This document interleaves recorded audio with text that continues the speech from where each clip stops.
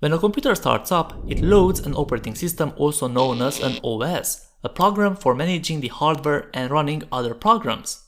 In OS terminology, a running program is called a process, and it is the OS's responsibility to keep the processes from interfering with one another, even as they run on the same system at the same time.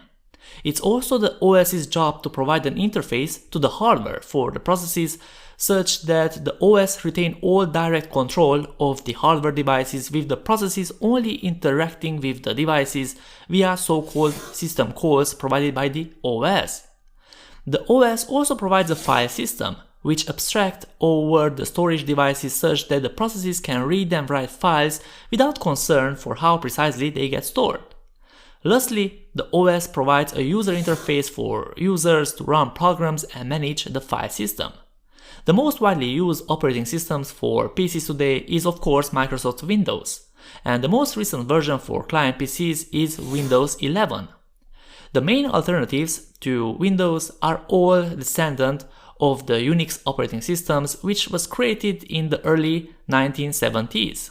These descendants don't use any actual code from the original Unix, but they share some common structure and conventions.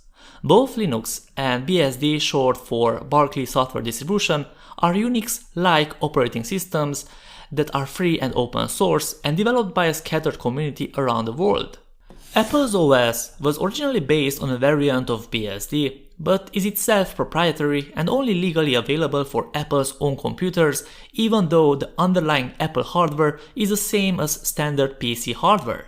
Except, when we discuss file systems, all the information in this unit will be platform agnostic, applicable to both Windows and Unix systems. A device driver is a plug-in module of the OS that handles the management of a particular input-output device, or I/O for short.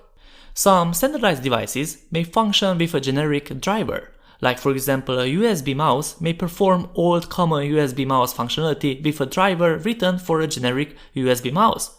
However, many devices require more specific driver, like for example in my system using the generic graphic driver provided by Windows only provides bare minimum functionality to run high resolutions and play games. I must install the driver provided for AMD for my Radeon graphics card.